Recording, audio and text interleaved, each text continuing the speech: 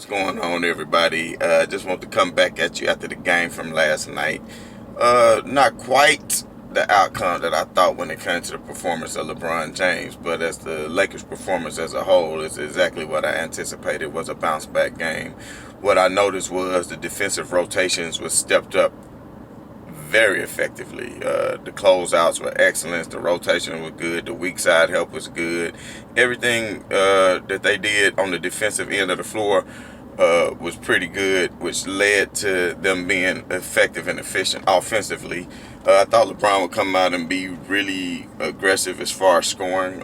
He didn't seem to do that. He was pretty aggressive as far as getting to the hole, but he blew a lot of bunnies. And I mean, that's what's going to happen. You're going to have bad games. But the great part about it, that's when you got a great teammate like AD who can lift you up. You know, of course, there's going to be a lot of haters, a lot of people saying, oh, Anthony Davis had this great game. It's Anthony Davis is carrying LeBron. Anthony Davis is the best player of the team. Well, we all know as LeBron James goes, so do the Lakers go. So let's just be serious about that. We know who the best player on the team is. We know who facilitates everything. We know who the leader is. LeBron just had a bad game. It happens. But at the end of the day, he probably would have ended up with more than 10 points, that's for sure. But he didn't even really need to play in the fourth quarter. So with all that being said, if LeBron had a game that he had the first game and AD had a game that he had the second game, and they get that clicking together, it's pretty much nobody in the playoffs that's going to beat them.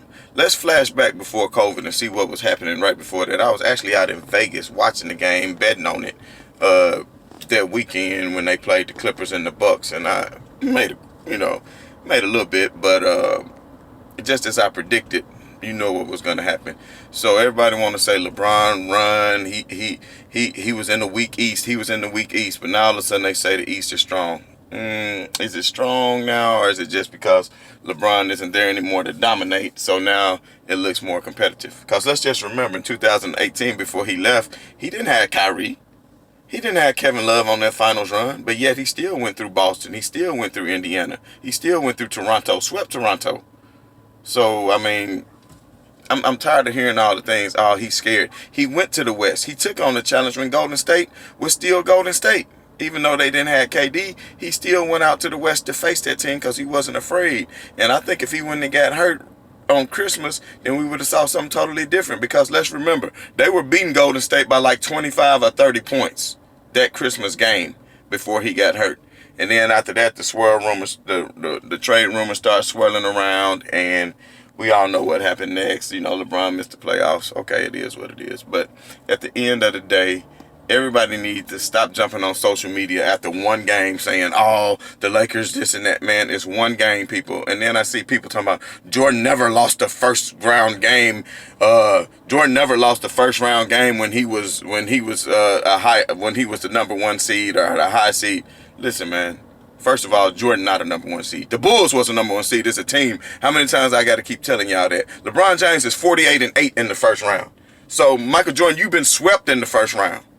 LeBron James has never lost a first round series. So which one would you rather be?